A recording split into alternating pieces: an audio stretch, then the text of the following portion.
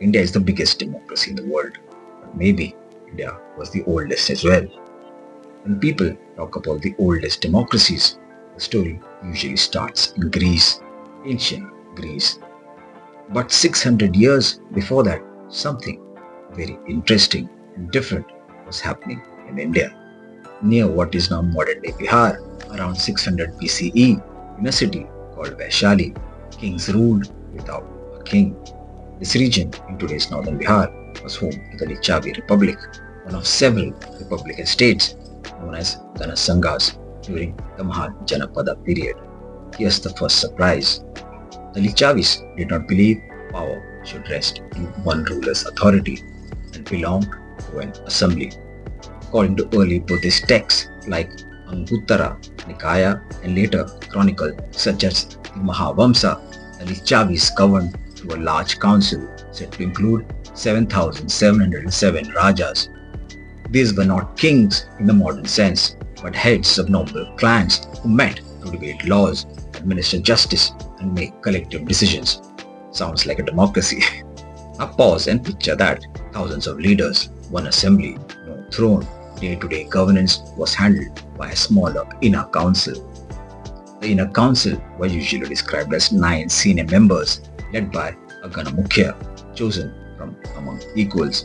Decisions emerged through debate, consensus, and when needed, majority agreement. This wasn't symbolic participation, it was functional governance. There's a telling anecdote. When Gautam Buddha spoke about good governance, he frequently referred to the Licchavis.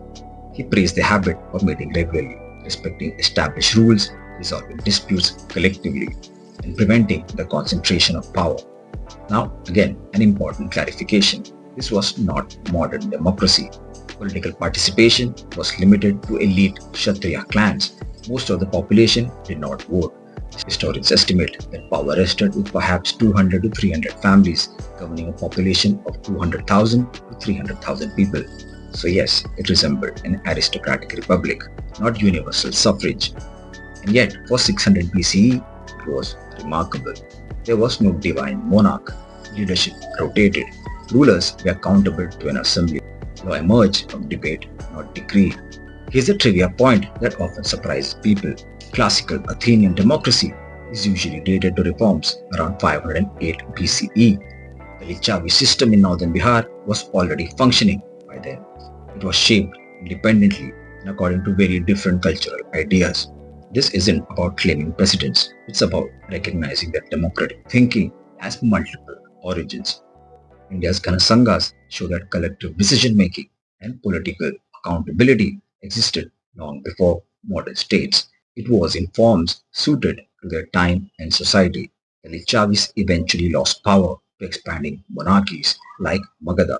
Republics are fragile when surrounded by empires, but their experiment mattered because it reminds us that democracy is not new, it is ancient. And near modern-day Bihar, more than 2.5 millennia ago, it once governed an entire republic.